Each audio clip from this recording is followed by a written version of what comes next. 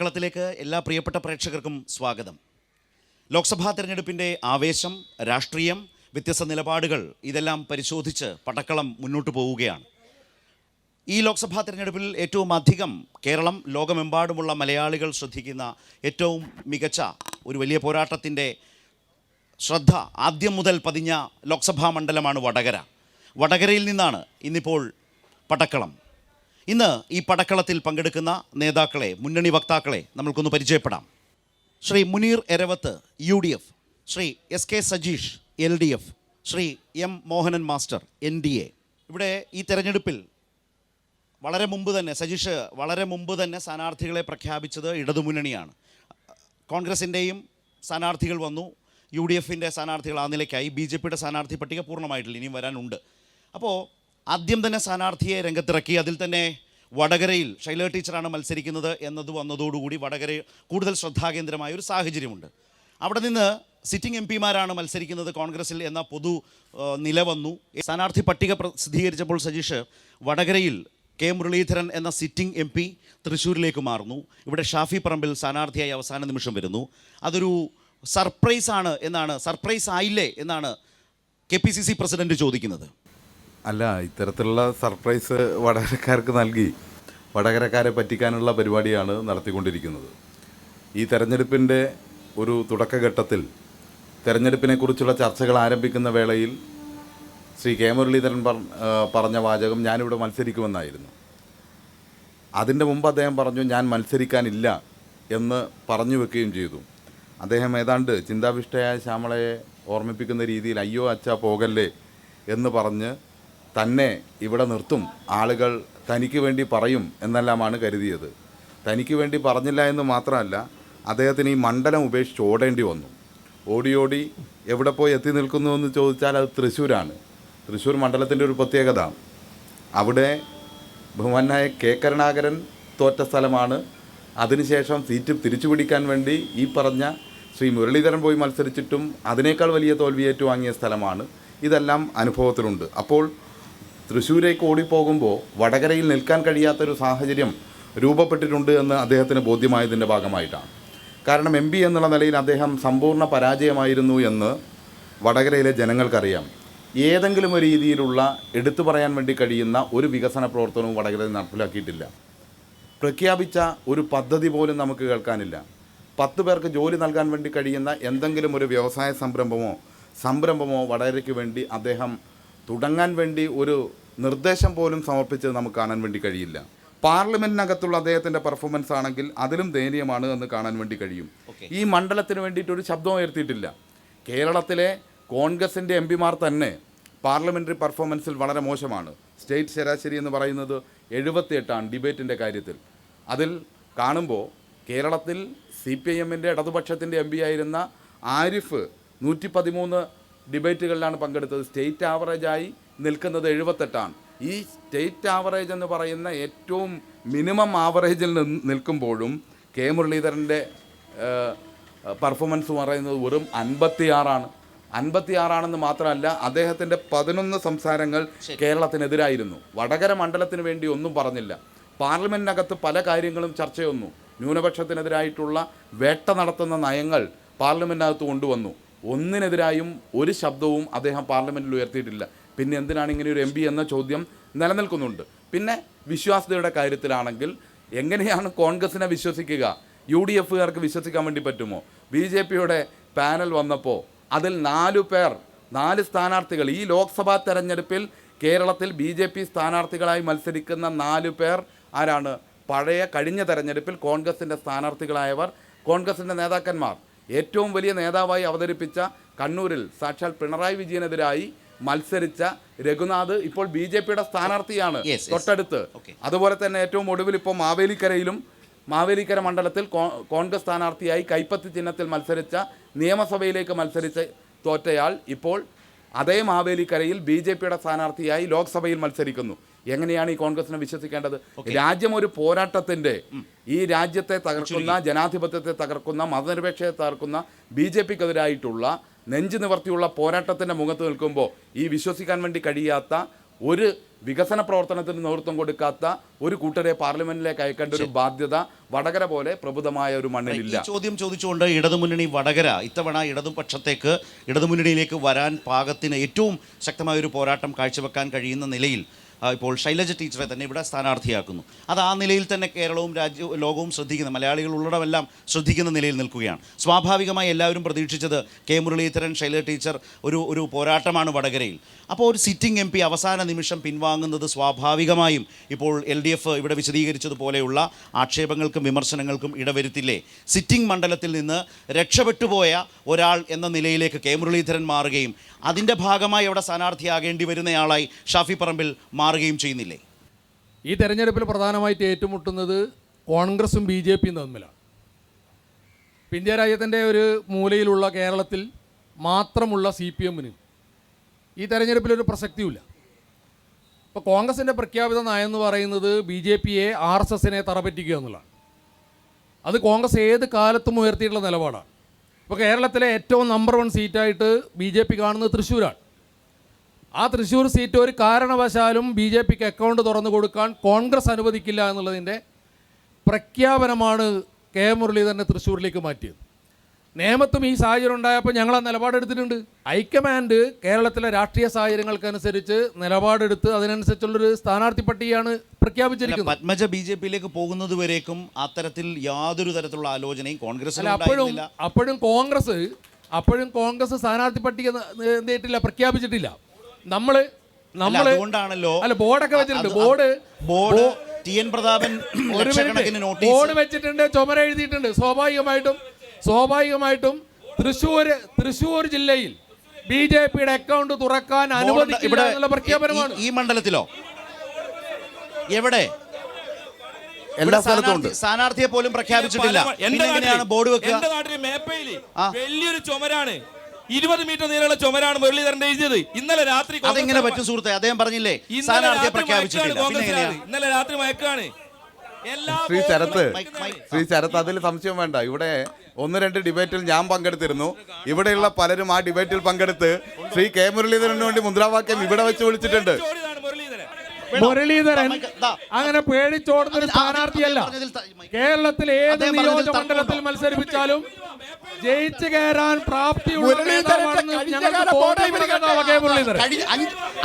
അദ്ദേഹം പറഞ്ഞത് 5 വർഷം മുമ്പുള്ള ബോർഡ് കണ്ടെന്നാണ്.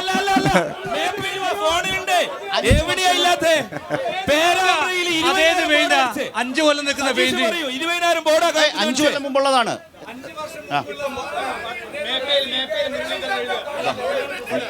അല്ല, ആ പറഞ്ഞ കാര്യം 5 വർഷം മുമ്പേ ഉള്ള ബോർഡാണ് എന്ന് കോൺഗ്രസിന്റെ പ്രതിനിധി സമ്മതിക്കുകയാണെങ്കിൽ ഞാൻ അംഗീകരിക്കും.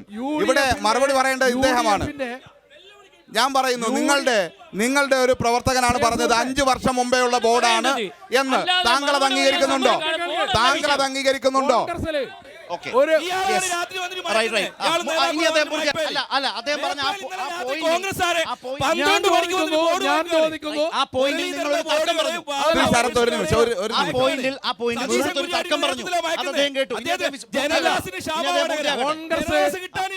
മുരളീധരന്റെ ബോർഡുകൾ മയക്കാൻ വേണ്ടി ജനദാസ് കിട്ടാനില്ല.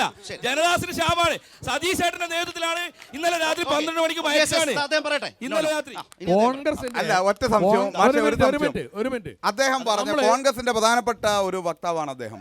അദ്ദേഹം പറഞ്ഞു 5 വർഷം മുമ്പേ ഉള്ള ബോർഡാണെന്ന്. താങ്കൾ അത് അംഗീകരിക്കുമോ? താങ്കൾ അംഗീകരിക്കുമോ? ഈ ചർച്ച നിർത്തി ഇപ്പൊ പോകാൻ ഞാൻ തയ്യാറാണ്. ഒരു സുഹൃത്ത് ഇവിടെ കൊണ്ടുവന്ന് ഫോണിൽ എന്നെ അത് കാണിച്ചു. വടകര പാർലമെന്റ് മണ്ഡലം UDF സ്ഥാനാർത്ഥി കെ മുരളീധരന്റെ പ്രചാരണ ചുമരും മായ്ച്ചു കളയാൻ അതുമായി ബന്ധപ്പെട്ടത്. പക്ഷേ ഇതിൽ കാണുന്നുണ്ട് കെ മുരളീധരൻ. പക്ഷേ 5 വർഷത്തെ പഴക്കമൊന്നും തോന്നുന്നില്ല, വളരെ തെളിച്ചമുണ്ട് അല്ലേ? 2 കിലോമീറ്റർ അപ്പുറത്തേക്ക് പോയാൽ മേപ്പയിൽ ബസ് സ്റ്റോപ്പിന് അടുത്താണ്. അതായത് ബുധനാഴ്ച രാവിലെ 12 മണിക്കാണ്, നട്ടുച്ച വെയിലാണ് എഴുതി. സുഹൃത്തിന്റെ ഞാൻ ചോദിക്കുന്നത് ഒരു മിനിറ്റ് ആയിക്കോട്ടെ, മറുപടി കേൾക്കൂ. വ്യത്യാസം എന്ന് പറയാം. ഇദ്ദേഹം പറഞ്ഞാണ് കോൺഗ്രസിന്റെ ഉത്തരവാദിത്തപ്പെട്ട ആളാണ്, അദ്ദേഹമാണ് പറഞ്ഞത്.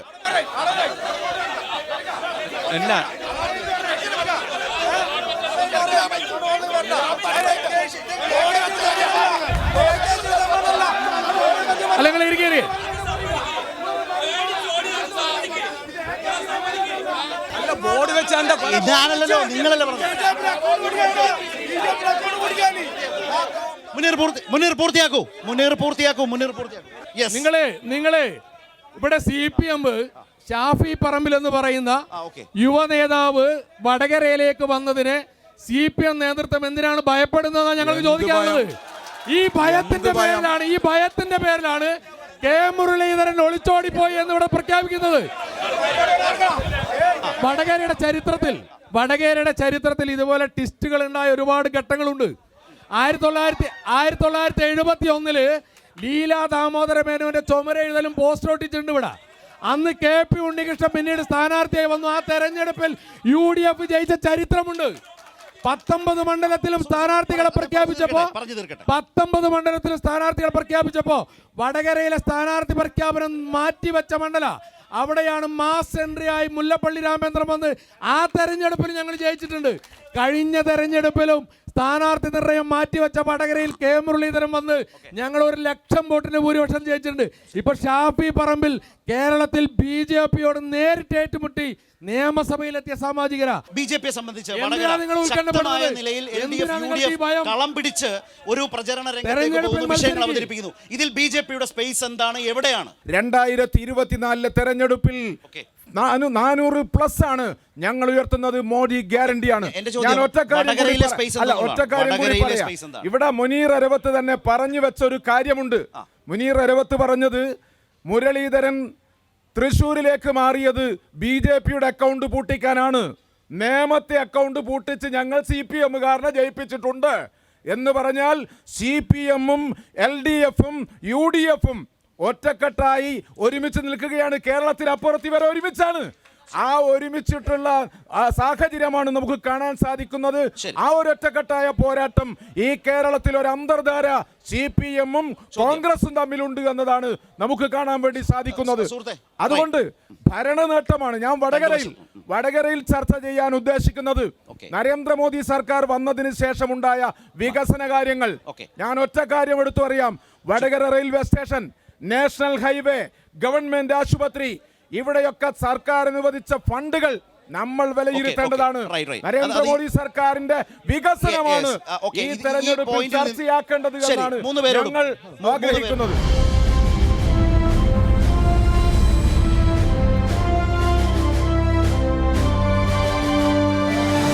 പേരോടും ജനങ്ങളുടെ അഭിപ്രായങ്ങളിലേക്ക് പോകാം. രണ്ട് ഭാഗത്തു നിന്നും. പ്രിയ സുഹൃത്ത്, കോൺഗ്രസിന്റെ സുഹൃത്ത് തുടക്കത്തിൽ പറഞ്ഞു ഇന്ത്യ രാജ്യത്ത് കോൺഗ്രസ് മത്സരിക്കുന്നത് BJPക്കെതിരെയാണ്. BJP അധികാരത്തിൽ നിന്ന് പുറത്താക്കാൻ വേണ്ടിയിട്ടാണ്. എന്നാൽ കോൺഗ്രസിന്റെ തലമുതിർന്ന നേതാക്കളായ 2 പേർ അന്ന് AICCയുടെ സംഘടനാ ജനറൽ സെക്രട്ടറി ശ്രീമാൻ KC വേണുഗോപാൽ മരുന്നിന് പോലും BJP ഇല്ലാത്ത ആലപ്പുഴയിൽ മത്സരിക്കുന്നു. മറ്റൊരാൾ രാഹുൽ ഗാന്ധി ഫാസിസത്തെ ചെറുക്കുവാൻ മരുന്നിന് പോയിട്ട് ഒന്ന് തപ്പി നോക്കാൻ പോലും ഇല്ലാത്ത വയനാട്ടിൽ പോയി മത്സരിക്കുക. BJPയും കോൺഗ്രസും തമ്മിലാണ് മത്സരം പോലും. ഉത്തരേന്ത്യയിൽ അതായത് അമേഠിയിലോ റായ്ബറയിലോ പോയി മത്സരിച്ചിട്ടുണ്ടെങ്കിൽ ഈ പറഞ്ഞ ന്യായമുണ്ടായിരുന്നു. നിങ്ങൾ പിന്നെ ഷാഫി പറമ്പിലിനെ ഇവിടെ കൊണ്ടുവരുന്നുണ്ട്. പക്ഷേ ഇവിടെ ഷാഫി പറമ്പിൽ ജയിക്കില്ല. 3000 ചില്ലാനും വോട്ടിനാണ് ഷാഫി പറമ്പിൽ പാലക്കാട് ജയിച്ചത്. ഇവിടെ ജയിക്കുകയാണെങ്കിൽ BJPയുടെ പ്രതിനിധിയെ നിങ്ങൾ പാലക്കാട് നിന്ന് ജയിപ്പിച്ചയക്കാനുള്ള അന്തർനാടകം നടത്തിയിട്ടുണ്ട് എന്നുള്ളത് പറഞ്ഞാൽ തെറ്റുണ്ടാകുമോ? പിന്നെ ഒരു ചോദ്യം BJPയുടെ പ്രതിനിധിയോടുണ്ട്. BJP ഗവൺമെൻറ് പറയുന്നത് ഇന്ത്യ ഹൈടെക് ആണ്, ഇവിടെ ഒന്നുമില്ല. ഇന്ത്യ ഇപ്പോൾ 126 സ്ഥാനത്താണ് പട്ടിണിയുടെ കാര്യത്തിലുള്ളത്. നമ്മുടെ വിദേശ രാജ്യങ്ങളിൽ നിന്നുള്ള പ്രസിഡന്റുമാരും പ്രധാനമന്ത്രിമാരും വരുമ്പോൾ പിന്നെ ഗുജറാത്തിലും ഡൽഹിയിലും നിങ്ങൾ ചെയ്ത എന്താണെന്ന് വെച്ചാൽ മതിൽ കെട്ടുകയും പച്ച നെറ്റ് കൊണ്ട് മറച്ചിട്ട് ജനങ്ങളുടെ ദുരിതങ്ങൾ ഇല്ലാതാക്കുകയാണ് ചെയ്തത്. ചോദ്യം, ഈ രാഹുൽ ഗാന്ധി വയനാട്ടിൽ മത്സരിക്കുന്നുള്ളതാണ്. ശ്രീ രാഹുൽ ഗാന്ധി ഇന്ത്യ രാജ്യത്ത് ഒരു യാത്ര നടത്തിയിരുന്നു. ആ യാത്ര ഈ കേരളത്തിലൂടെയും കടന്നുപോയതാണ്. ആ യാത്രയിൽ രാഹുൽ ഗാന്ധി ഉയർത്തിയ മുദ്രാവാക്യം ഒരിടത്ത് പോലും രാഷ്ട്രീയം പറയാതെ രാജ്യത്ത് മനുഷ്യ സ്നേഹത്തെക്കുറിച്ച് വർഗീയതയ്ക്കെതിരായി വലിയ പോരാട്ടം നടത്തിയ യാത്രയെ കണ്ടെയ്നർ യാത്ര എന്ന് പരിഹസിച്ച ആളുകളാണ് കേരളത്തിലെ CPM-കാർ. അതേ യാത്രയെ മലപ്പുറം ജില്ലയിൽ പോരാട്ടമല്ല പൊറാട്ടയാണ് വലുത് എന്ന് പേരെഴുതി വെച്ചവരാണ് നിങ്ങൾ. ഞങ്ങൾ ചോദിക്കുന്നു കോൺഗ്രസ് എവിടെ സ്ഥാനാർത്ഥികളെ നിർത്തണമെന്ന് ആലോചിക്കുന്നത്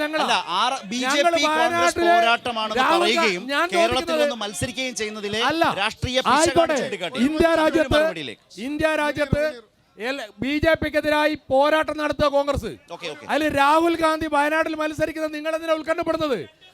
നിങ്ങൾ കെ സി വേണുഗോപാൽ ആലപ്പുഴയിൽ മത്സരിക്കുന്നത് നിങ്ങൾ എന്താ ഉത്കണ്ഠപ്പെടുന്നത്? ഞങ്ങൾക്ക് പാർലമെന്റിൽ രാജ്യത്തിൽ നിന്ന് വർഗീയ ശക്തിയായ BJPയെ തുടച്ചു മാറ്റണം. ഈ രാജ്യത്ത് മനുഷ്യർ ജീവിക്കാൻ കഴിയണം. അതിന് കഴിയണമെങ്കിൽ ഇന്ത്യൻ പാർലമെന്റിൽ കോൺഗ്രസിന് അംഗങ്ങൾ വേണം ഭരണം തിരിച്ചു പിടിക്കാൻ. അതിന് തന്നെയാ ശരി. അതായത് കോൺഗ്രസിന്റെ ആഭ്യന്തര കാര്യമാണിത്. വടകരയിലെ കീഴ്വഴക്കം വെച്ച് മുരളീധരൻ പോയത് ആവേശകരമായ രാഷ്ട്രീയമാണ് കോൺഗ്രസിനെ സംബന്ധിച്ച്. ശരി, മറുപടി. ശ്രീ മുനീർ മാഷ് ഇവിടെ സംസാരിക്കുമ്പോൾ അദ്ദേഹം പ്രയോഗിച്ച ഭാഷയിൽ തന്നെ അദ്ദേഹം പറഞ്ഞു മൂലക്കുള്ള കേരളത്തിൽ ആണ് ഉള്ളൂ എന്നാണ്. ആ മൂലക്കുള്ള കേരളത്തിൽ വന്ന് CPI സ്ഥാനാർത്ഥിക്കെതിരായി ഇന്ത്യ മുന്നണിയുടെ ഭാഗമായി നിൽക്കുന്ന CPI സ്ഥാനാർത്ഥിക്കെതിരായി രാഹുൽ ഗാന്ധി മത്സരിക്കുകയാണ്. ഇതിനെ ഗതികേട് എന്ന് വിശേഷിപ്പിക്കാൻ സ്വയം കഴിയുന്നുണ്ടോ എന്ന് മാത്രമേ ചോദ്യമുള്ളൂ. അവിടെ ഈ രാജ്യത്ത് 80 ലോക്സഭാ സീറ്റുള്ള ഉത്തർപ്രദേശിൽ അമേഠിയിലോ റായ്ബറിയിലോ മത്സരിക്കാൻ ധൈര്യമുണ്ടോ എന്ന ചോദ്യം കേൾക്കേണ്ടി വരും. മാത്രമേ ഉള്ളൂ. അത് കേൾക്കുമ്പോൾ എങ്ങനെ കാണുന്നു? ഇവിടെ പ്രിയപ്പെട്ട ലീഗിൻ്റെ സുഹൃത്തുക്കൾക്ക് ഇനിയും നേരം വെളുത്തിട്ടില്ല എന്ന് മാത്രമേ എനിക്ക് പറയാനുള്ളൂ. അതാണ് പ്രശ്നം. പറയുന്നത് കേട്ടാൽ ചിലപ്പോൾ നിങ്ങൾക്ക് തന്നെ ഞങ്ങൾ പറയുന്ന കാര്യങ്ങളിൽ എന്തെങ്കിലും ഉണ്ടോ എന്ന് ലീഗിൻ്റെ സുഹൃത്തുക്കൾ മനസ്സിലാക്കാൻ ശ്രമിച്ചാൽ നല്ലതാണ്. BJP പ്രതിനിധി ഞങ്ങൾ ഭരിക്കുകയാണെന്ന് പറഞ്ഞല്ലോ. ഇന്ത്യൻ പാർലമെൻറ്റിലുള്ള 303 BJP MPമാരിൽ 112 പേർ തൊട്ടു മുമ്പേ കോൺഗ്രസിൻ്റെ ആളുകളായിരുന്നവരാണ്. അതായത് ആ 191 പേരാണ് യഥാർത്ഥത്തിൽ ഇന്ത്യൻ പാർലമെന്റിൽ BJPക്കാരായി ജയിച്ചിട്ടുള്ളൂ. 112 പേർ പഴയ തൊട്ടു മുമ്പേ കോൺഗ്രസ് ആയിരുന്നവരാണ്. നിങ്ങൾ ഈ സമീപ ദിവസങ്ങൾ മാത്രം എടുത്ത് പരിശോധിച്ചാൽ മതി. ആ സമീപ ദിവസങ്ങളിൽ 38 പ്രധാന നേതാക്കന്മാരാണ് ഈ രാജ്യത്ത് കോൺഗ്രസിൽ നിന്ന് BJPയിലേക്ക് പോയത്. ഞാൻ നേരത്തെ സ്ഥാനാർത്ഥികളുടെ കാര്യം മാത്രം പറഞ്ഞു. നിങ്ങൾ ആലോചിച്ച് നോക്ക്, ഈ കേരളത്തിലെ കോൺഗ്രസ് എന്ന് പറഞ്ഞാൽ 2 ഗ്രൂപ്പാണ്, ഒരു A ഗ്രൂപ്പും ഒരു I ഗ്രൂപ്പും. രണ്ടിൻ്റെയും നേതാക്കന്മാരാണ് AK ആന്റണിയും കെ കരുണാകരനും. ഈ 2 പേരുടെയും മക്കൾ ഇപ്പോൾ BJPയിലാണ്.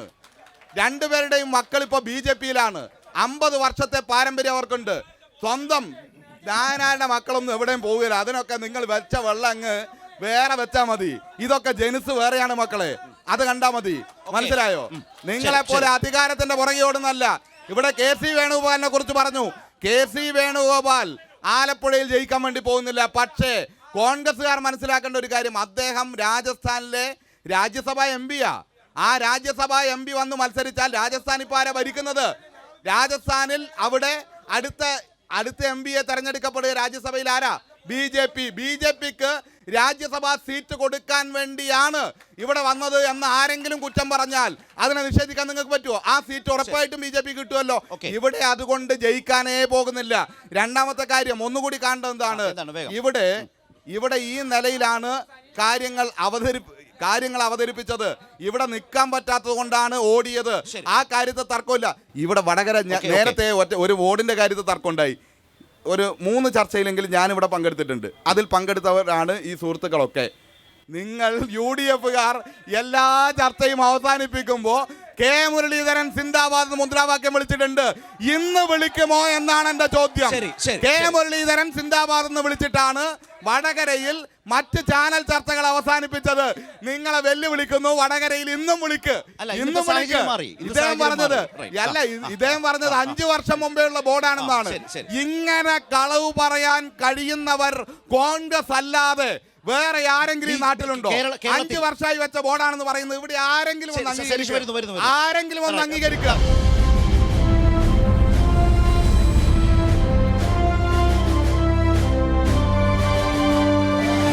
BJPയോട്, അതായത് കേരളത്തിൽ ഇപ്പോൾ കെ കരുണാകരന്റെ മകൾ വരുന്നു, AK ആന്റണിയുടെ മകൻ വരുന്നു.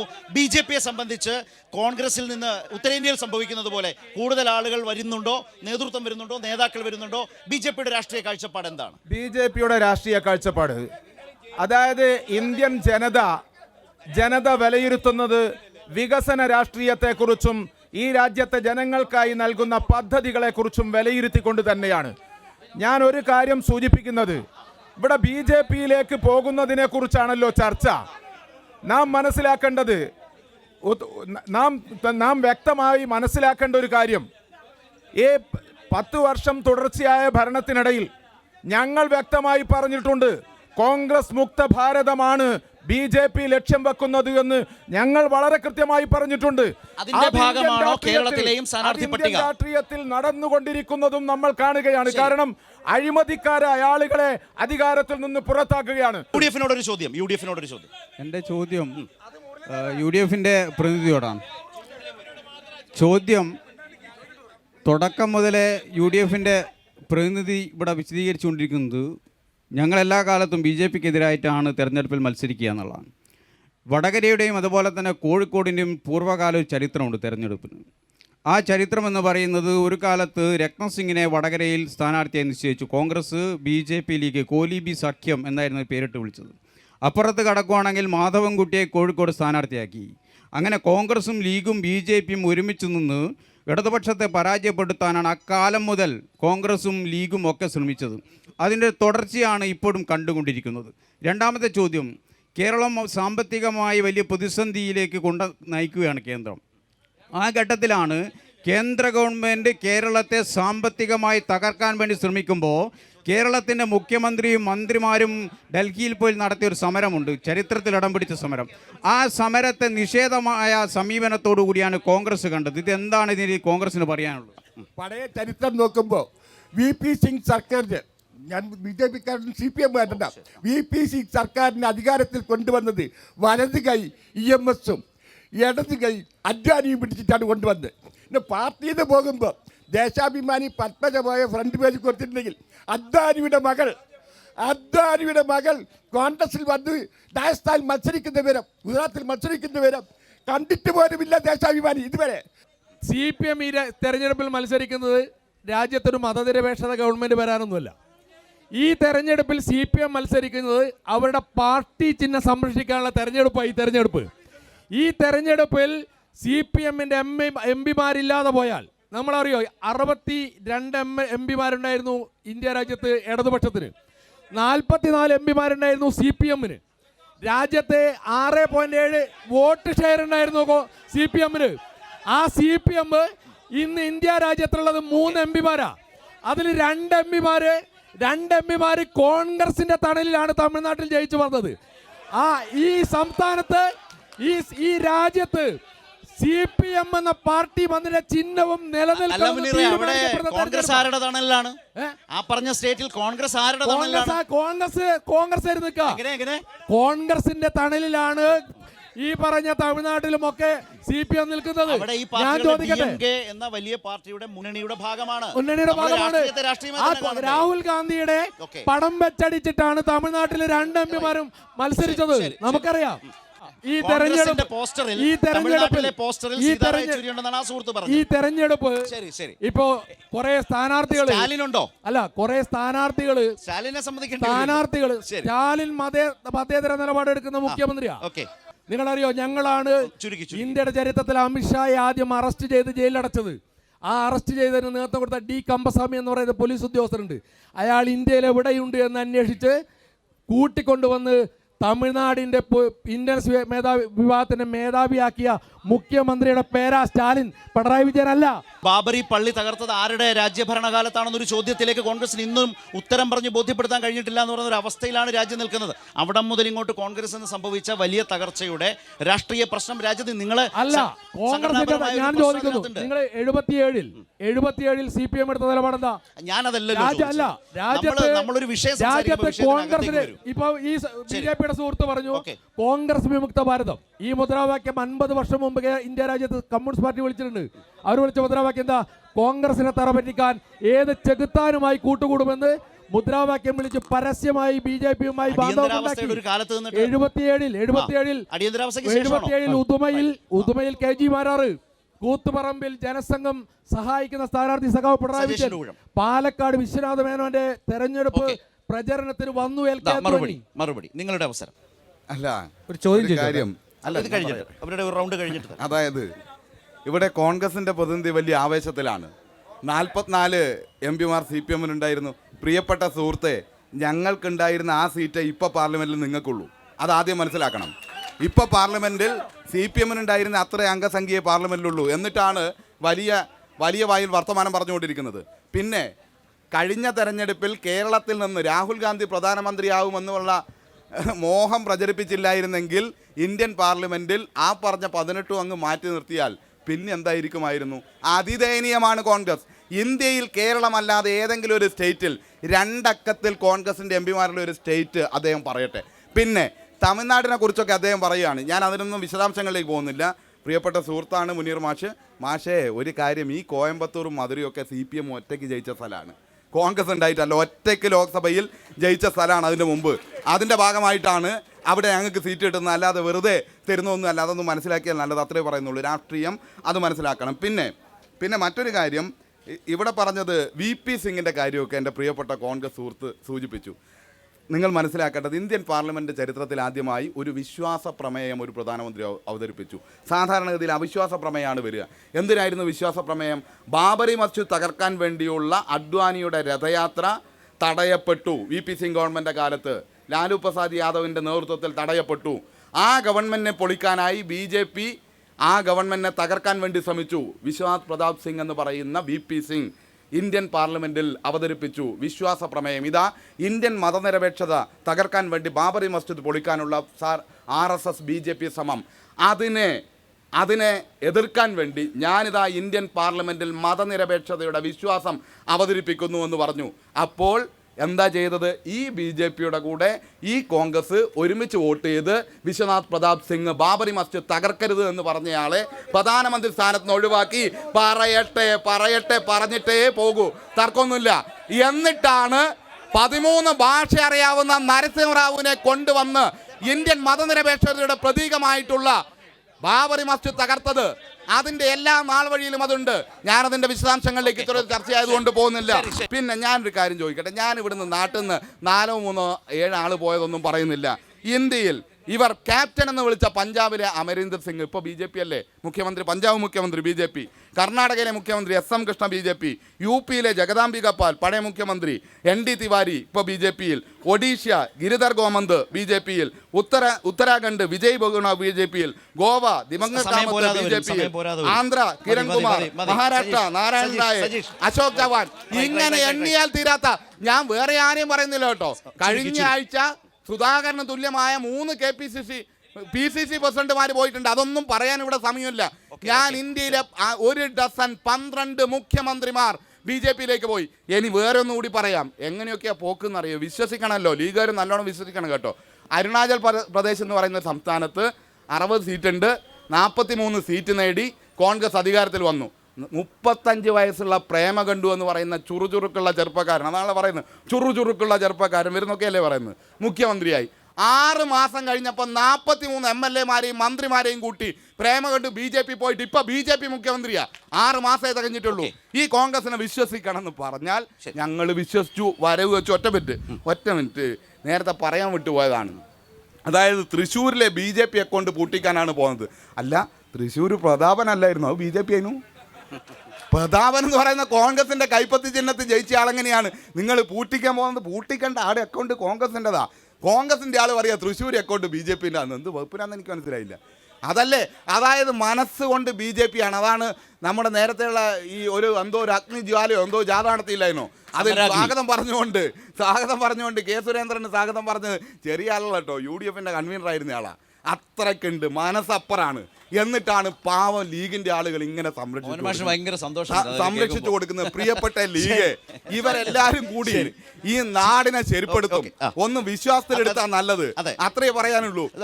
ഇവരെല്ലാപ്പോഴും പോവില്ല എന്നാ പറയാ. പത്മജ എന്തായിരുന്നു പറഞ്ഞത്? പത്മജ പറഞ്ഞത് ഞാൻ മരിച്ചാലും പോവില്ല BJP-യിൽ എന്നാണ്. പക്ഷെ പാവം കോൺഗ്രസ്സുകാർക്ക് പോയി മാലയിടുന്നവരെ മനസ്സിലായിട്ടില്ല.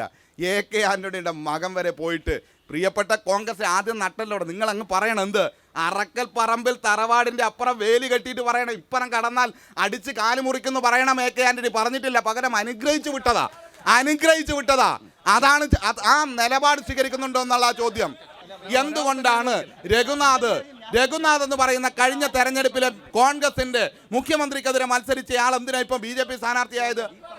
എന്തുകൊണ്ടാണ് ഇങ്ങനെയായിരുന്നു? നിങ്ങളെ കോൺഗ്രസ്സുകാരെ നിങ്ങളെ തൊട്ടപ്പുറത്തുള്ള ലീഗുകാരന് നിങ്ങളെ വിശ്വാസമുണ്ടോ? നിങ്ങൾ BJP പോകില്ല എന്ന് അപ്പുറത്തുള്ള ലീഗുകാരനെ ഉറപ്പിച്ച് പറയട്ടെ. പറയാൻ വേണ്ടി പറ്റില്ല. അതാണ് ഈ കേരളത്തിലെ കോൺഗ്രസ്, അതാണ് ഈ രാജ്യത്തിലെ കോൺഗ്രസ്. നിങ്ങളെ വിശ്വസിക്കാനും പറ്റില്ല. നിങ്ങൾ ഇവിടെ ഒരു വികസന പ്രവർത്തനവും കൊണ്ടുവരില്ല. നിങ്ങൾക്ക് വോട്ട് ചെയ്യണം. ഈ നാട് അംഗീകരിച്ചു. ഇത്ര നേരം ചർച്ച നടന്നിട്ട് ഞാൻ വികസനത്തെ കുറിച്ച് പറഞ്ഞു. ഒറ്റ അക്ഷരം കോൺഗ്രസിന്റെ പ്രതിനിധിക്ക് 5 വർഷക്കാലത്തെ വികസനത്തെ കുറിച്ച് ഇവിടെ പറയാൻ വേണ്ടി പറ്റിയിട്ടില്ല. അതാണ് ഇവിടെ കാണുന്നത്.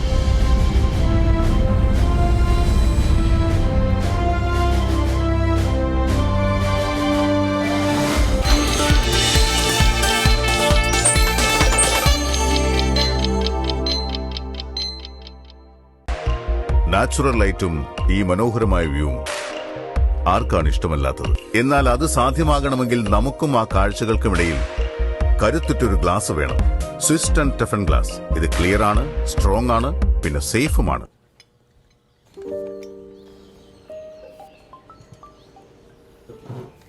ഹലോ, പറയൂ. നല്ല ജോലിയും കളഞ്ഞ് വെറുതെ വീട്ടിലിരിക്കുക. സ്റ്റാർട്ടപ്പ് എന്നും പറഞ്ഞിട്ട് അത് സ്റ്റാർട്ടാവുന്നുമില്ല. നിങ്ങളൊന്ന് ക്ഷമിക്ക, അത് സ്റ്റാർട്ടാവും. സ്റ്റാർട്ടപ്പിനുള്ള ലോൺ സാങ്ഷനായി. പപ്പ, ഇനി എന്റെ സ്റ്റാർട്ടപ്പിന് ശരിയായ സ്റ്റാർട്ട് കിട്ടും. ലോൺ കിട്ടി, പക്ഷെ ഗ്യാരണ്ടി അതല്ലേ പപ്പ, മോദിജിയുടെ ഗ്യാരണ്ടി. ഇന്ത്യയെ ലോകത്തിലെ ടോപ്പ് യൂണിക്കോൺസ് ഉള്ള രാജ്യമാക്കി മാറ്റും. ഇനി ഓരോ സ്റ്റാർട്ടപ്പും സ്റ്റാർട്ടാവും. ആരുടെ ഗ്യാരണ്ടി? മോദിയുടെ ഗ്യാരണ്ടി. വിഷമതകൾക്ക് അറുതി മോദിയുടെ ഗ്യാരണ്ടി. ഓ മോദിയുടെ ഗ്യാരണ്ടി. അമൃത് വേണി ഹെയർ എലിക്സിർ, സമൃദ്ധമായ മുടി ബയോടെക്നോളജിയിലൂടെ. ഈ സമ്മറിൽ ഇംപെക്സ് BLDC ഫാനിനും വാട്ടർ ഹീറ്ററിനൊപ്പം നേടൂ കംഫർട്ട് ലൈഫ് എക്സ്പീരിയൻസും മികച്ച സേവിങ്സും. Impex, more comfort, more savings. എന്നാൽ ഇനി അങ്ങനെയല്ല. ഇന്ന് എൻ്റെ അച്ഛൻ ഭാരത് ഫർണിച്ചർ ഫാക്ടറി തുറക്കാൻ പോവുകയാണ്. അച്ഛന് അഭിനന്ദനങ്ങൾ. മോനെ, അഭിനന്ദനങ്ങൾ എനിക്കല്ല, നമ്മുടെ പ്രധാനമന്ത്രിക്കാണ് നൽകേണ്ടത്. അദ്ദേഹമാണ് നമ്മളെ പോലെയുള്ള അധസ്ഥിതരെ സ്റ്റാൻഡപ്പ് ഇന്ത്യ പോലുള്ള പദ്ധതികളിലൂടെ നിവർന്നു നിൽക്കാൻ സഹായിച്ചത്. മോൻ അറിയാമോ? ഇപ്പോൾ സാച്ചുറേഷന്റെ സമയമാണ്. ഈ ഗ്രാമത്തിൽ നിന്ന് മാത്രമല്ല, അധസ്ഥിതരായ എല്ലാ കുട്ടികളും ഇപ്പോൾ സ്കൂളിൽ പോകുന്നുണ്ട്. സൗജന്യ വിദ്യാഭ്യാസവും ലഭിക്കുന്നുണ്ട്.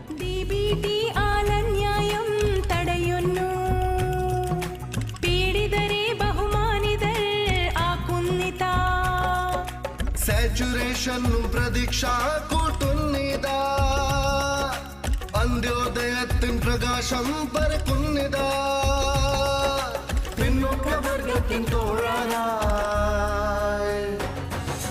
മോദി സർക്കാരിന്റെ ഗ്യാരണ്ടിതാ.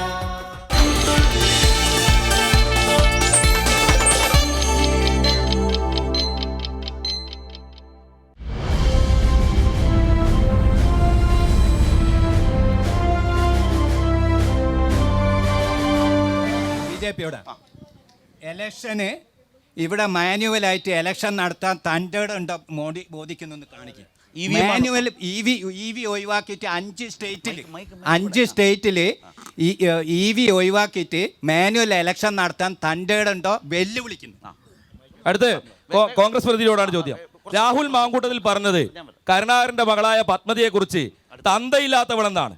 അത് കേട്ടു നിൽക്കേണ്ട ഗതികേടാണ് കേരളത്തിലെ കോൺഗ്രസും വടകരയിലെ കോൺഗ്രസും ഉള്ളത്. അതേ അഭിപ്രായം തന്നെയാണോ വടകര സ്ഥാനാർത്ഥിക്കും? ആ തന്തയില്ലാത്തവരെന്ന് പറഞ്ഞത് കരുണാകരനെ കൊണ്ടാണ്. എന്നാൽ ആന്റണിയുടെ മകൻ പോയപ്പോൾ മിണ്ടാതെ നിന്നു രാഹുൽ മാങ്കൂട്ടത്തിൽ. ഒരക്ഷരം മിണ്ടിയില്ല. ആന്റണിയെ കുറിച്ച് പറയാൻ ഒരു അക്ഷരം മിണ്ടിയില്ല. എന്നാൽ കരുണാകരനോട് യോജിപ്പുണ്ട് വടകരയിലെ കോൺഗ്രസിനോടാണ്. കോൺഗ്രസ് പറയും, തന്തക്കെന്ന് പറയും, നിങ്ങളെ പോലെ കായ്ത്തും താനയും പറ്റൂല. പെൻഷൻ കൊടുക്കാത്തത് 7 മാസമായി. പെൻഷൻ കൊടുക്കാതെ 7 മാസമായി പെൻഷൻ കൊടുക്കാത്തത്.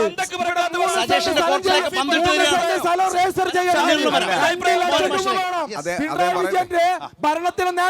ഇങ്ങനെ ചോദ്യം ഇങ്ങനെ നീണ്ടുപോയാലോ ഷാഫി പറമ്പിലിന്റെ കാര്യങ്ങൾക്കും ഇങ്ങനെ അല്ല. ഒരു കാര്യം ചോദ്യത്തിന് മറുപടി പറയാം. പക്ഷെ അതിനു മുമ്പ് ഒരു ചോദ്യം അവിടെ ഉണ്ട്. അതായത് EVM പകരം ചോദ്യത്തിലേ ഉള്ളൂ. 2019 രാഹുൽ ഗാന്ധി വന്ന് മത്സരിക്കുന്നു. രാഹുൽ ഫാക്ടർ കേരളത്തിൽ ഉണ്ടാകുന്നു. മോദിക്കെതിരായ ഒരു ശക്തനായ എതിരാളി, രാജ്യം മാറാൻ പോകുന്നു. ഇതായിരുന്നു ആ തെരഞ്ഞെടുപ്പിൻ്റെ ഒരു കേരള ട്രെൻഡ്. 2024 BJP കാണുന്നത് എന്താണ്? അങ്ങനെ ഒരു രാഹുൽ ഫാക്ടറോ ട്രെൻഡോ കേരളത്തിൽ ഇന്ന് BJP ഭയക്കുന്നുണ്ടോ, കാണുന്നുണ്ടോ? BJP അങ്ങനെ ഒരു ഭയവും BJPയെ സംബന്ധിച്ചിടത്തോളം ഇല്ല. ഇവിടെ BJP നമ്മളൊക്കെ മനസ്സിലാക്കേണ്ടത്, ഇവിടെ പറഞ്ഞല്ലോ മാനുവൽ ഇലക്ഷൻ നടത്തണം, EVM-നെ ഞങ്ങൾക്ക് വിശ്വാസമില്ല എന്നാണ് ചോദ്യത്തിൽ പറഞ്ഞത്. BJP പരാജയപ്പെട്ടപ്പോൾ കർണാടകത്തിൽ EVM-നെ വിശ്വസിച്ചവരാണ്. അതേ സമയത്ത് BJP വിജയിക്കുമ്പോൾ EVM-നെ തള്ളി പറയുന്ന രാഷ്ട്രീയമാണ്. അത് ശരിയായ നിലപാടല്ല. BJPയെ സംബന്ധിച്ചിടത്തോളം രാഹുൽ ഗാന്ധിയും അതുപോലെ തന്നെ KC വേണുഗോപാലും ഉൾപ്പെടെ എല്ലാവർക്കും മത്സരിക്കാനുള്ള ഒരിടം ഇന്ന് കേരളത്തിലേ ഉള്ളൂ. അതാണ് ഇടതുപക്ഷവും CPM-ഉം UDF-ഉം തമ്മിൽ ഇപ്പോൾ വലിയ പോരാട്ടം നടക്കുന്നത്. കാരണം ഇവിടെ വാളയാറ് കടന്നാൽ ഇന്ത്യ സഖ്യമാണ്, ഒരുമിച്ചാണ്, ബൈ ആണ്. ഇവർ കേരളം വിട്ടാൽ അതുകൊണ്ട് ഇവരിവിടെ കേരളത്തെ സംബന്ധിച്ചിടത്തോളം ഈ രണ്ട് മുന്നണികളുടെയും ഈ ഒരു രാഷ്ട്രീയം ജനങ്ങൾ തിരിച്ചറിയുന്നുണ്ട്. എനിക്ക് LDF-ന്റെ പ്രതിനിധിയോട് ചോദിക്കണല്ലേ, എന്തുകൊണ്ടാണ് കോൺഗ്രസിനെ വിശ്വസിക്കാൻ കഴിയില്ല എന്ന് നിങ്ങളിങ്ങനെ പറഞ്ഞുകൊണ്ടിരിക്കുന്നത്? പിന്നെ അതേപോലെ തന്നെ UDF-ന്റെ പ്രതിനിധിയോട് ഒരു 5 കാര്യം മുരളീധരൻ ചെയ്ത കാര്യം ഒന്ന് പറയണം. ഞാൻ കണ്ടിക്ക് മുരളീധരൻ എപ്പോൾ നിങ്ങൾ എൻ്റെ നാട്ടിൽ PS ബാബുണ്ട്, കോൺഗ്രസ് നേതാവ്. ആരെങ്കിലും മരിച്ചാലോ കല്യാണത്തിന് മൂപ്പർ വിളിച്ചിട്ട് കൊണ്ടുവരും. അല്ലാണ്ട് ഒരു സംഗതിക്ക് ഒരു വികസനത്തിൻ്റെ ഒരു തറക്കല്ലിടുന്നിടത്തിൽ മുരളീനെ കണ്ടിക്കില്ല.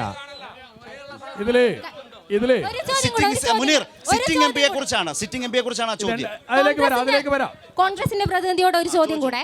കഴിഞ്ഞ പാർലമെന്റ് തെരഞ്ഞെടുപ്പിൽ 19 MP-മാർ കേരളത്തിൽ നിന്ന് പോയ സമയത്ത് അതിനുശേഷം നിങ്ങൾ എന്ത് നിലപാടാണ് BJPക്കെതിരെ സ്വീകരിച്ചിട്ടുള്ളത്? പ്രധാനപ്പെട്ട പ്രതിസന്ധികൾ വരുന്ന സമയത്ത്, അതായത് മുത്തലാഖ് ബില്ല് വരുന്ന സമയത്ത്, രാമക്ഷേത്ര പ്രാണപ്രതിഷ്ഠ വരുന്ന സമയത്തൊക്കെ തന്നെ എന്ത് നിലപാടാണ് കോൺഗ്രസ് MP-മാർ ഇവിടെ സ്വീകരിച്ചിട്ടുള്ളത്? അതേപോലെ തന്നെ ഇവിടെ നേരത്തെ സൂചിപ്പിച്ചതുപോലെ സമീപകാലത്ത് 36ഓളം കോൺഗ്രസ് നേതാക്കൾ BJPയിലേക്ക് കടന്നു പോകുന്നുണ്ട്. എന്ത് വിശ്വാസത്തിലാണ് നിങ്ങളെ ഞങ്ങൾ എടുക്കേണ്ടത് എന്നുള്ളതാണ് ചോദ്യം. സജീഷ് നമ്മുടെ മുൻ MLA കണ്ണന്താനം BJPയിലേക്ക് പോയിക്കേ, അതും പറയണം. കോൺഗ്രസിനെ വിശ്വസിക്കാൻ കൊള്ളില്ല എന്നാണ് പറയുന്നത്. അപ്പോൾ നിലനിൽപ്പിന് വേണ്ടി കോൺഗ്രസിനെ വിശ്വസിക്കാൻ പറ്റില്ല എന്നാണ് പറയുന്നത്. ഞാൻ ചോദിക്കുന്നത്, ഈ കോൺഗ്രസിനെ വിശ്വസിക്കാൻ പറ്റില്ല എന്ന് പറയുന്ന കേരളത്തിലെ CPM-ന്റെ സുഹൃത്തുക്കൾ, നിങ്ങൾ യെച്ചൂരിയുടെ കൂടെയാണോ പിണറായിയുടെ വിജയൻ്റെ കൂടെയാണോ എന്ന് ആദ്യം തീരുമാനിക്കണം. പാട്നയിൽ ഒരു റാലി നടന്നു, ബീഹാറിലെ. ആ റാലിയിൽ കോൺഗ്രസിൻ്റെ അധ്യക്ഷൻ്റെ അതുപോലെ തന്നെ രാഹുൽ ഗാന്ധിയുടെയൊക്കെ അരികിലായി കയ്യും ചേർത്ത് പിടിച്ച് സീതാറാം യെച്ചൂരി കൂടി ഉണ്ടായിരുന്നു. അപ്പോൾ കേരളത്തിന് പുറത്ത് കോൺഗ്രസിനെ വിശ്വസിക്കാൻ പറ്റുന്ന പാർട്ടിയും കേരളത്തിലെത്തുമ്പം കോൺഗ്രസിനെ വിശ്വസിക്കാൻ പറ്റാത്ത പാർട്ടിയുമായി മാറുന്നത് എങ്ങനെയെന്ന് CPM എന്ന് പറയണം. ആയില്ല. രണ്ടാമത്തത്, നിലനിൽപ്പിന് വേണ്ടി 4 വോട്ട് കിട്ടാൻ വേണ്ടി കേരളത്തിൽ CPM കോൺഗ്രസിനെ തള്ളി പറയുന്നു. കേരളം അങ്ങ് കഴിഞ്ഞാൽ കോൺഗ്രസിനോടൊപ്പം ചേർന്ന് നിൽക്കുന്ന ഒരു നിലപാട് ഒന്ന്. രണ്ടാമത്തത്, ഇവിടെ കോൺഗ്രസിന്റെ കുറേ ആളുകൾ BJPയിൽ പോയ ചരിത്രം കണക്കൊക്കെ ഇവിടെ പറഞ്ഞല്ലോ. CPM-ൽ നിന്ന്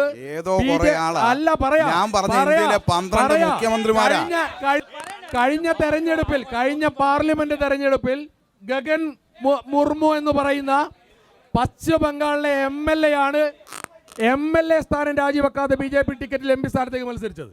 ഞാൻ ചോദിക്കട്ടെ, കേരളത്തിന് ആദ്യമായി, നേരത്തെ ഇവിടെ ചോദിച്ചല്ലോ, കേരളത്തിന് ആദ്യമായി BJPയിലേക്ക് പോയ MLA ആരാ? അൽഫോൺസ് കണ്ണന്താനം. കേരളത്തിന് ആദ്യമായി BJP ടിക്കറ്റിൽ മത്സരിച്ച മന്ത്രി ആരാ? EK നായനാർ മന്ത്രിസഭയിൽ ഉണ്ടായിരുന്ന വിശ്വനാഥ മേനോൻ. കേരളത്തിന് ആദ്യമായിട്ട് BJP NDA ഒക്കെ അക്കൗണ്ട് തുറന്നു കൊടുത്ത MP ആരാ?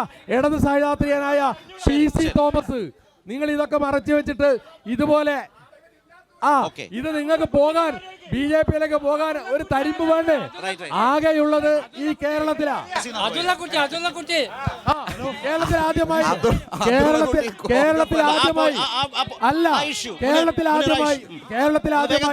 കേരളത്തിൽ ആദ്യമായി ഒരു നഗരസഭ BJP ഭരിച്ചത് CPM-ന്റെ പിന്തുണയോടുക നിഷേധിക്കാൻ കഴിയോ? അല്ലല്ല ഒരുപാട് ചോദ്യങ്ങൾ ചോദിച്ചു വെച്ചിട്ട് മറുപടി പറയാതെ പോകാൻ വേണ്ടി പറ്റില്ല. എന്താണ് ശരിയല്ല ആ രീതി ശരിയല്ല. ശരത്ത് ഇടപെടണം. കുറെ നേരമായി കുറേയേറെ ചോദ്യങ്ങൾ ചോദിച്ചു. ഞാൻ പറയട്ടെ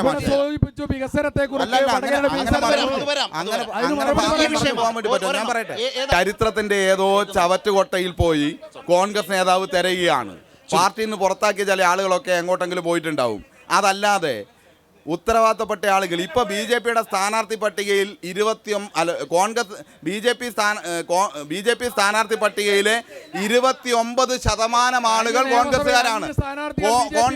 പറയട്ടെ, ഇപ്പോ BJPയുടെ സ്ഥാനാർത്ഥി പട്ടികയിൽ 29% പേർ 14-ൽ 4 കോൺഗ്രസ് ആകുമ്പോൾ അത് ഇപ്പോഴത്തേത് BJPയുടെ സ്ഥാനാർത്ഥി പട്ടികയിൽ തൊട്ട് മുമ്പത്തെ തെരഞ്ഞെടുപ്പിൽ കോൺഗ്രസിന് വേണ്ടി മത്സരിച്ചവരാണ് എന്നത് ഇവിടുത്തെ ലീഗുകാർക്ക് ഇനിയും മനസ്സിലായിട്ടില്ലെങ്കിൽ ഞാൻ നേരത്തെ പറഞ്ഞ ഒന്നുകൂടി പറയുന്നു. നിങ്ങൾക്ക് ചിലർക്ക് മാത്രമേ നേരം വെളുക്കാണ്ടുള്ളൂ.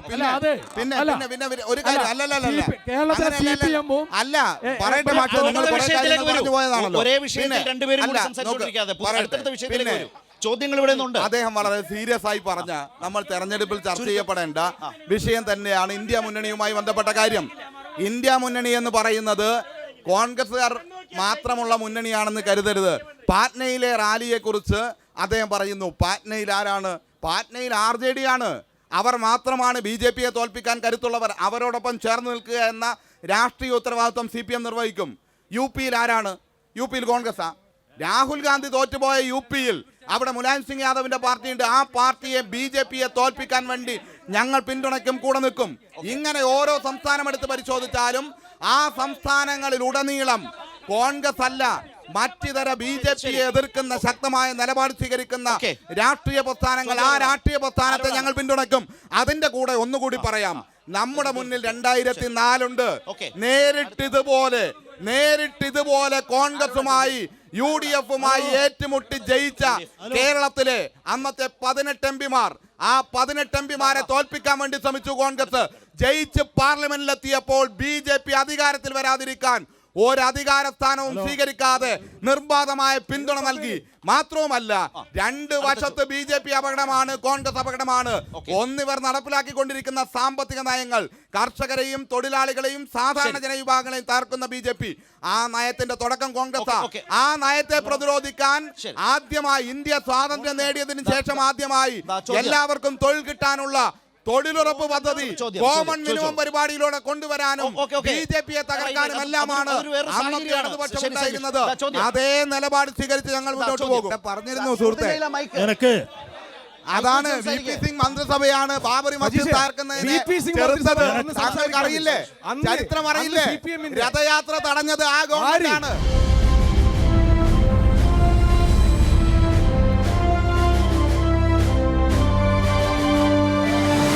നിങ്ങൾ പിണറായി സർക്കാർ ഒരു പൗരനെ സംബന്ധിച്ച് അവൻ്റെ വോട്ടവകാശം, അവന് തെരഞ്ഞെടുത്ത് പോയ ഗതികേടിൻ്റെ പേരിൽ തെരഞ്ഞെടുത്ത് പോയ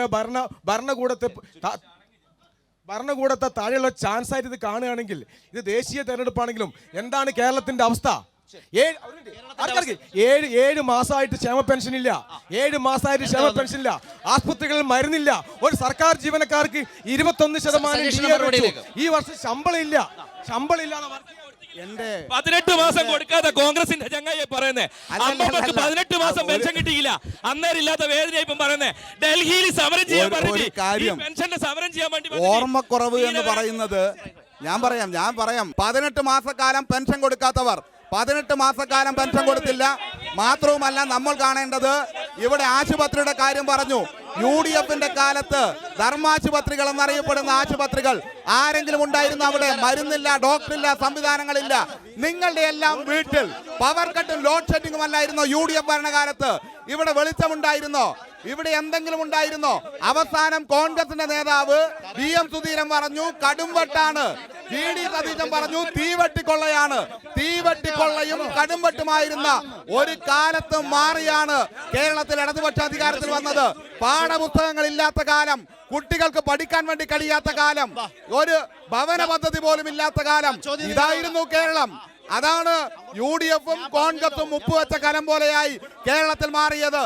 എങ്ങനെയാണ് കേരളം പോയത് എന്ന് നമ്മൾ കണ്ടിട്ടുള്ളതാണല്ലോ. ഇവിടെ ഇവിടെ ഈ കേരളത്തെ സാമ്പത്തികമായി തകർക്കാൻ വേണ്ടി കേന്ദ്ര സർക്കാർ ശ്രമിക്കുമ്പോൾ അതിനെതിരായി നമ്മൾ കാണേണ്ടത്, അതിനെതിരായി ഒരു ശബ്ദവും ഇവിടെ ഉയർത്തുന്നില്ല. കേരളത്തിലെ മുഖ്യമന്ത്രിയും മന്ത്രിമാരും സമരം ചെയ്യുന്നു, അതുപോലെ തന്നെ കർണാടകത്തിലെ കോൺഗ്രസ് സമരം ചെയ്യുന്നു. ഇവിടെ എന്താ കോൺഗ്രസിന് ഇതിൽ നിലപാട് നമുക്കറിയണ്ടേ? സുപ്രീം കോടതിയിൽ പോയിട്ടാണ് കേരളം അവകാശം നേടിയെടുത്തത്. നിങ്ങളൊന്ന് അടങ്ങിയാൽ മാത്രമേ ഇത് പൂർത്തിയാക്കാൻ കഴിയൂ. ഇദ്ദേഹം നേരത്തെ പെൻഡിംഗ് ആണ്.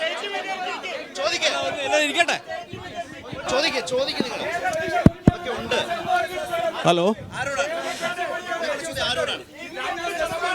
ഇവിടെ കേരളത്തിലെ രണ്ടാളുകളും പരസ്പരം ഈ വടകരങ്ങാടിയിൽ നിന്ന് പരസ്പരം മത്സരിക്കുകയും ഡൽഹിയിൽ പോയി സതീഷിന്റെ പാർട്ടിയായ ശ്രീമതി ശൈലജ ടീച്ചർ വടകരയിൽ നിന്ന് ജയിച്ചാൽ പ്രധാനമന്ത്രി സ്ഥാനാർത്ഥിയായി ഈ പറയുന്ന BJP-യിലേക്ക് നാളെ സതീഷ് എന്ന് പറയുന്ന കോൺഗ്രസ്സുകാരനെ പിന്തുണയ്ക്കുമോ, അല്ലെങ്കിൽ വേറെ ഏതെങ്കിലും കക്ഷിനായിരിക്കുമോ പിന്തുണയ്ക്കുക? ഇതാണ് എൻ്റെ ചോദ്യം. ഒരു കാര്യം നല്ല ചോദ്യമാണ്. ഒരു കാര്യം സംശയലേശമന്യേ പറയാം. ഇടതുപക്ഷ ജനാധിപത്യ മുന്നണിക്ക് ചെയ്യുന്ന ഓരോ വോട്ടും ഇന്ത്യൻ പാർലമെന്റിൽ BJP-ക്കെതിരായിരിക്കും. ഒരു തർക്കം അക്കാര്യത്തിലില്ല. ശൈലജ ടീച്ചറെ റിസോർട്ടിൽ അടക്കേണ്ടി വരില്ല. ജയിച്ചു കഴിഞ്ഞാൽ തെരുവിലൂടെ നടന്നുപോയി ഇന്ത്യൻ പാർലമെന്റിൽ നരേന്ദ്രമോദി എന്ന ഈ രാജ്യത്തെ തകർക്കുന്ന ജനാധിപത്യത്തെയും മതനിരപേക്ഷതയും തകർക്കുന്ന ഭരണകൂടത്തിനെതിരായി കൈയുയർത്തും, പ്രതിഷേധിക്കും. നിപ്പയെ പ്രതിരോധിച്ച പോലെ ശൈലജ ടീച്ചർ പ്രതിരോധിക്കും BJP-യെ. ഒരു തർക്കം അക്കാര്യത്തിലില്ല. BJP-യുടെ മോഹനമാഷ ജനാധിപത്യവും തൊഴിലാളി വിരുദ്ധവുമായ നടപടിയായിട്ടാണ് കേന്ദ്ര ഗവൺമെൻറ് പോകുന്നത്. കാരണം ഞാനത് പറയാൻ കാരണം പല തൊഴിലാളി പ്രസ്ഥാനങ്ങളും സമരം ചെയ്ത് നേടിയെടുത്ത 44 തൊഴിൽ നിയമങ്ങളുണ്ടായിരുന്നു. അതിൽ നിന്ന് വെട്ടിച്ചുരുക്കി 4 കോടുകളിലാക്കി. അതിനെപ്പറ്റി എന്താണ് മാഷ അഭിപ്രായം? 3 പേരുടെ അവസാനത്തെ അഭിപ്രായങ്ങളിലേക്ക്. വടകര ഈ തെരഞ്ഞെടുപ്പിന്റെ രാഷ്ട്രീയ ചൂടിൽ നിങ്ങൾ എത്രമാത്രം പ്രത്യാശയോടെ കാണുന്നു? നിങ്ങൾക്ക് നിങ്ങളുടെ വിഷയങ്ങൾ ജനങ്ങൾക്ക് മുമ്പിൽ അവതരിപ്പിക്കാൻ കഴിയുമോ?